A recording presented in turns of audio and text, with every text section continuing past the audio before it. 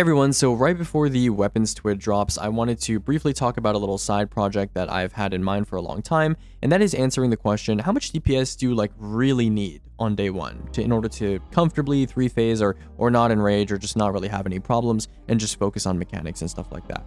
And as someone who is kind of responsible for a lot of the optimizing DPS trends that have occurred in this community, I get a lot of DMs before day one saying like, hey Aegis, do you think this is going to be good for DPS on day one? Is this optimal? Should I be bringing X or Y for damage? And I wanted to answer the question today. Are we over prioritizing damage? Are we under prioritizing damage? How much does it really matter to really optimize DPS? How tight is damage really on day one? So I thought it'd be an interesting question before we get into some really solid and in-depth damage testing. Just a short little project, hopefully not too long of a video, maybe 10-15 minutes. That's my goal. Okay, so let's go ahead and look at the contents of today's little talk.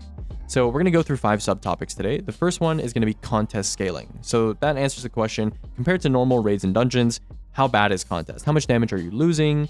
Are there any modifiers? The second thing we're going to talk about is the day one baseline. So I've actually picked a weapon, not to spoil anything, but Queenbreaker. I picked a weapon that I think people are generally, considering to be very viable for day one, but not super optimal, right? Just a good baseline weapon that I assume many people are going to be bringing into the day one. Number 3, we're going to look at raid boss comparisons, which is a default. And then number 4, we're actually going to talk about dungeon boss comparisons as well, because Bungie makes contest dungeons now, and there are enrages, so damage does matter. And so originally I was going to do just raids, but I thought, why not do dungeons, because the bosses are fairly straightforward and there's much less of them than raids, so not too much effort added on. And then finally, for step 5, we're going to calculate DPS of the day one baseline and apply it to all of these bosses and see just how tight damage really might be. So let's go ahead and go to our next slide here. We're going to be talking about contest scaling first. So as a baseline, raids and dungeons right now are classified as -5 master, according to my good friend modifier, whose scaling spreadsheet I will link in the description if you're curious about looking at the numbers yourself.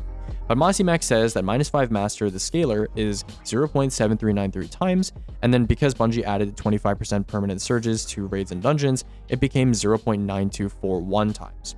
And then there's also -25 raids and dungeons, which is the current contest modifier, and that's going to reduce your damage down to a 0.4987 times scaling.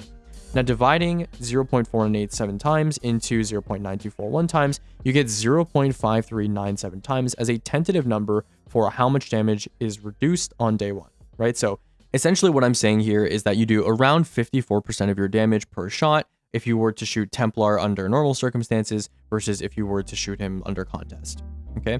Now, I also confirmed this by looking at videos. There was a duo flawless, I believe, contest under Doctrine clear that I watched from Dedra, and I was looking at the POV and looking at the Queenbreaker numbers, and I compared them to my reference Queenbreaker numbers in my spreadsheet, and the number was about 55%. So in summary, I think a realistic value to take is just 54%, right? So 0.54 times is good enough for the purposes of this video. I also found, however, that in the final wipe screen, the summary screen of the damage of that duo flawless run, there is some contest tuning that's customized for the activity.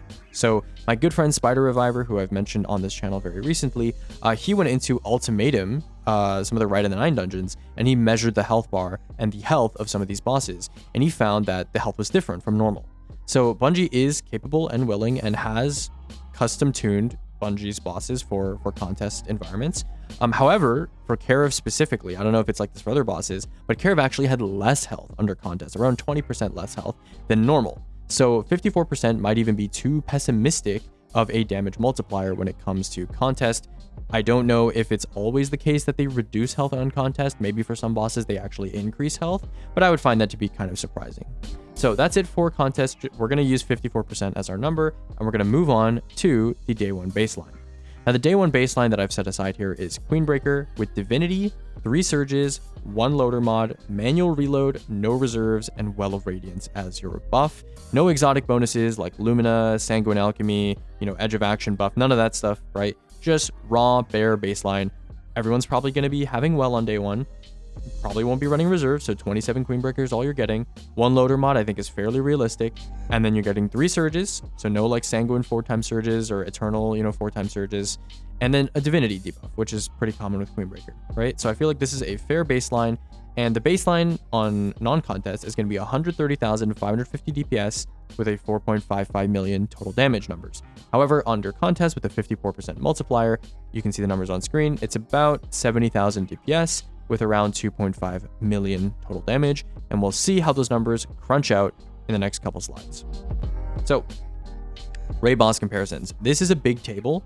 I've bolded the top 5 tightest boss damage checks. However, some of these numbers are a little bit misleading because they don't account for certain players being burdened or certain players needing to do mechanics, or for example, the Atrax number doesn't account for the fact that, you don't have everyone there on every floor to do damage. Okay, so I'm going to go over these numbers here real quick and just talk about what each row assumes about all the bosses.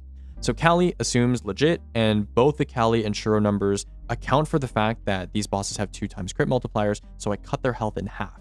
Okay, so because you're using Queenbreaker, I mean, you wouldn't be using Div on these bosses, but because you're using Queenbreaker, the number's cut in half.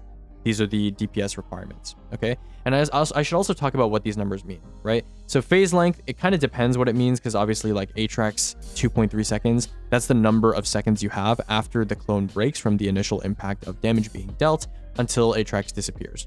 Right? Whereas some of these bosses have more standard phases, right? Like Consecrated Mind, 20 seconds, standard damage phase, right? So some of these have asterisks because, they mean certain things. Like 14 seconds on Tanix means each boop that you do with him is 14 seconds of damage, okay?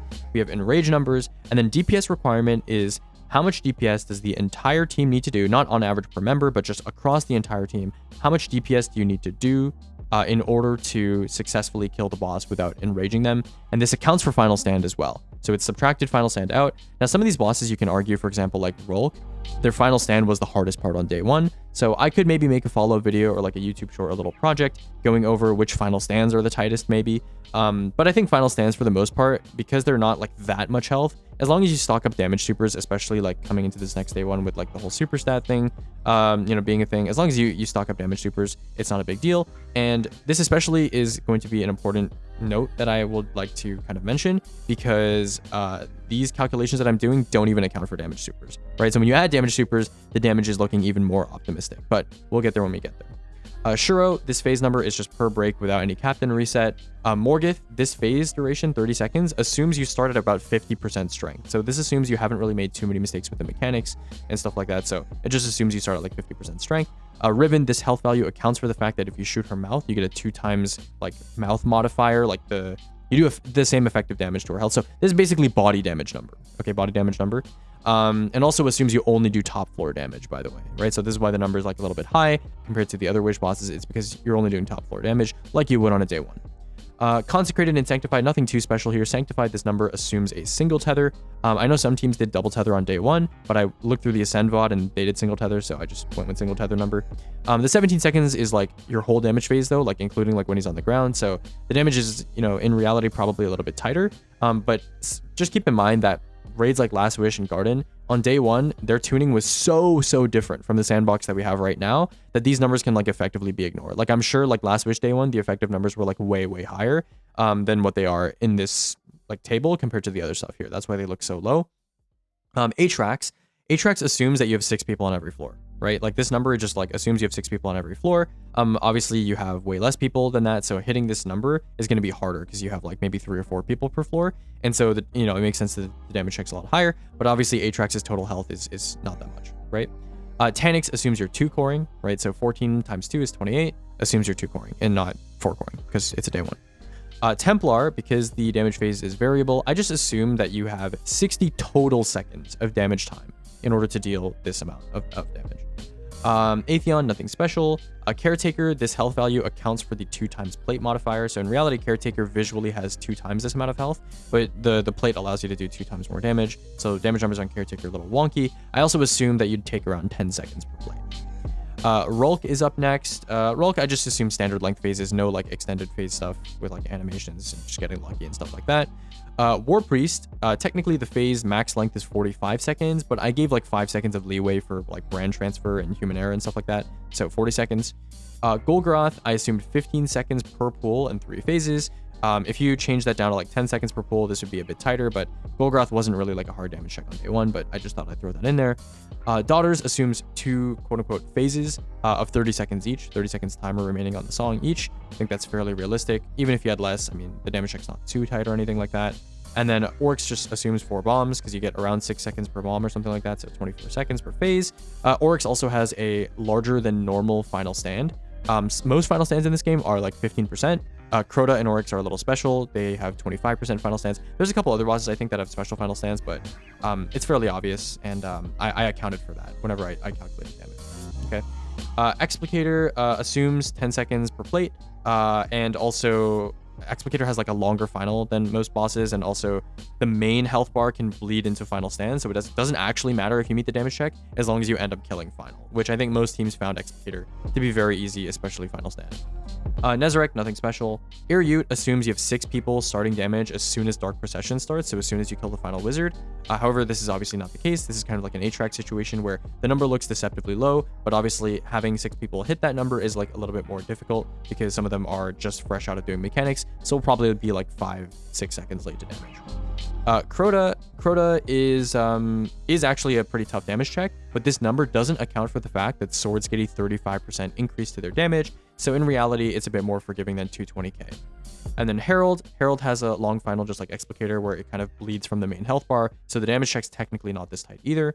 And then finally, Witness assumes standard length phases with no like lucky extended phase stuff. Okay, so with that in mind, the top 5 values are going to be Taniks, Caretaker, Crota, Herald, and Witness. Stuff like Atrax and Iryu, you know, they might be like a bit tighter in reality, but these are like the top 5 damage checks. Just look at these numbers, basically. Look at these numbers. These are what matters. We'll talk about them in 2 slides from now. Okay, dungeon boss comparison. I'm just going to briefly go over kind of the dungeon bosses here. If I don't say anything about a boss, it means there's nothing special about that boss in terms of my calculation. All of these I assumed a 3-phase Enrage because that's been the standard for dungeon bosses up until now for contest.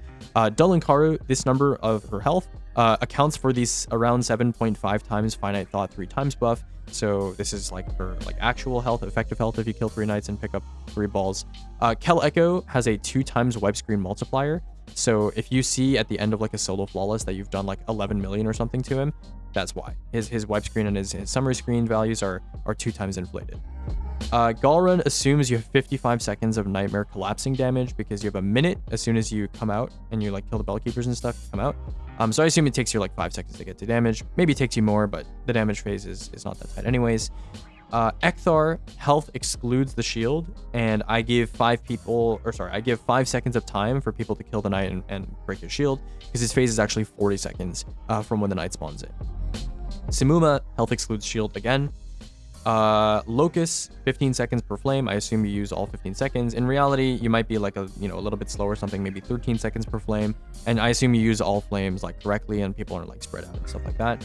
Heffend, this phase time actually excludes the very, very top floor where you're on that circular rock platform and you're kind of playing Ring Around the Rosie and dodging the eye shots and stuff like that. I just completely exclude that time and I assume 20 seconds of the 3 main floors. And the damage is still like, fairly reasonable.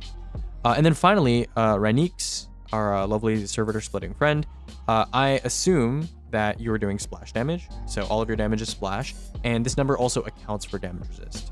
Okay, so he has 4.6 million effective health, and that's assuming that you're hitting all of the servitors all the time, and the damage is still quite tight, right? So with that in mind, your top 5 tightest damage phases for dungeons are going to be Perses, Ekthar, Wrathel, Ranix, and Karev, which I think pretty much checks out outside of maybe like Wrathel. I don't think Wrathel really felt that hard on day 1, but again, there could be some custom tuning or something like that. Okay, so where does that leave us in terms of a reality check? Well, let's go ahead and take a look at the numbers. So raids, the tightest DPS check range for raids was around 165k to 220k across the entire team. Right, for the whole team, you need to do 165,000 DPS to 220,000 DPS at the most. For dungeons, the tightest DPS check range was 95,000 to 115,000 at the most. So how much DPS does Queenbreaker do? Well, Queenbreaker does around 70,500 DPS per person with just well, div, and surges, which is 2.5 million per phase total damage. Now let's say we're human, right? Say you miss 20% of your damage. So either you're missing crits, the div goes down, you just, I don't know, the boss ducks behind cover and you end up shooting a wall. Stuff happens, right? Let's say you miss 20% of your damage. So you're doing 80% of your total potential damage. That still leaves you at 56,400-ish DPS. Now, let's add those numbers up. 5 Queenbreaker users plus 1 div user. I have div calculation done separately. If you're interested, you can look at the spreadsheet, but div calculation done separately, that is 307,000 DPS for the entire team with 11 million per phase. Now, if you go back to my previous slides and you look at the total health of every raid boss, if you account for the fact that we don't even include damage supers here and that you could optimize damage a little bit further, this is easily enough to kill every raid boss in the game, and it's not even close, right? 307,000 DPS with human error accounted for, with no special modifiers, and the tightest DPS check ranges on day 1 was Crota, 220k, and people were using swords on that boss, so it was even more forgiving because swords do 35% more damage to Crota, if that's not something you were aware of. Dungeons, a little bit closer, right? It's going to be 2 plus 1. So 2, and in dungeons, a lot of people use 3 Queenbreaker, which is even more optimized if you have particle. But let's say you have 2 Queenbreaker and a div. You're going for maximum safety, ease of use, 138,000 DPS, 5 million per phase, which is still easily enough to handle any dungeon boss. And it's not even close, right? So this is pretty interesting, right? It's kind of the expected result. Now, there's a couple factors here, confounding factors that I do want to talk about, right? So number one is raid in dungeons, you probably will miss more than 20% of your damage because people will die during damage, or people will be late to damage, or people will not be, the well will break or something, or you're just not gonna have surges or something like that. So you'll probably miss more than 20% of your damage. But I think the main point stands, right? And then number two is in raids and dungeons, there are mechanics where certain players are just not going to be present for those mechanics or present for damage. And so it's going to reduce your team's output.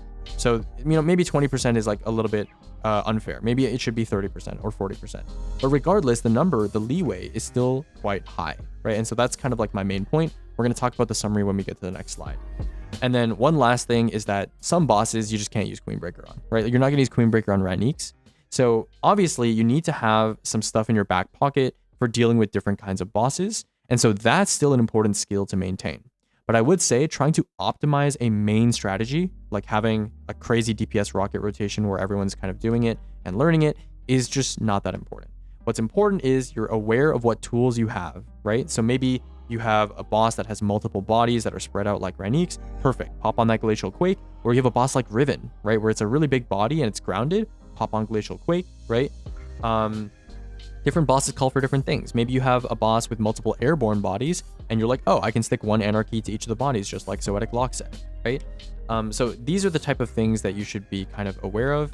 For, you know, Bungie likes making raid bosses with, you know, special mechanics or special bodies or, you know, special kind of just entities that are involved in damage. And, you know, you should be aware of that and try to play around that. So that's kind of a lot more important than kind of optimizing a main damage strategy. So what's the summary of this video? Don't overthink your damage. Consistency is key. Divinity and 2 Queenbreaker, or Divinity and 5 Queenbreaker, is enough to comfortably handle every contest boss that's ever been in this game. And like I said, it's without Lumina, support auto, edge of action, even without Storm's Keep, which a lot of people are bringing into the next day one, without artifact perks. This is without particle, by the way, as well, or any other modifiers, right? This calculation that I've done doesn't even include damage supers or custom contest tuning, which we've seen can reduce boss health.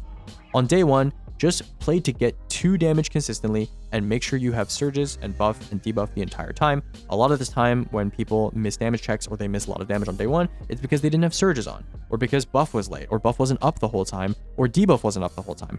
That's what matters at a macro scale. Cover your blanket factors that affect the entire team. Make sure everyone's on the same page. And finally, don't sacrifice survivability for a better damage subclass or for a slightly more optimal damage strategy. The best teams, they get to damage consistently. They don't die during damage, and the rest takes care of itself. So start with an easy baseline. Queenbreaker div is an idea. There's plenty of ideas out there. You could do Thunderlord div. You could do a variety of things. And then, so start with an easy baseline. And then if you feel like during damage, you have room to breathe and you have room to optimize a little bit, or you feel like during your running phase, during mechanics, you are able to maybe run like Lumina or something like that, which I'm not necessarily recommending, just regardless. But let's say mechanics are so easy that you're willing to give up your exotic ad clear for something like Lumina. Then you can start thinking about, okay, maybe I want to optimize damage a little bit to make our damage even more forgiving. But most of the time on day one, people are not playing a 2-phase. People are definitely not playing a 1-phase. You're playing to like 3-phase. 3-phase safely and just get their mechanics, right? So don't sacrifice survivability. Make adjustments and optimizations as you can as you ease your way into the encounter, okay? So I know this is coming from the optimal DPS guy, but you guys have to remember, like I said in the Raffle Waffles kind of conversation that we have, a lot of people overthink damage and a lot of people over prioritize optimizing their damage rotation and stuff like that, when in reality, your success is tied to surviving and your success is tied to consistency, okay? We'll be covering more soon. I will cover a lot of consistent damage strategies and what I think is best for different scenarios in the relatively near future. And with that out of the way, I will see you guys later. Thank you guys so much for watching. I hope you enjoyed. And I'll be coming out with the weapons twid breakdown, probably with a similar slideshow or something like that over the next day or so. Goodbye for now.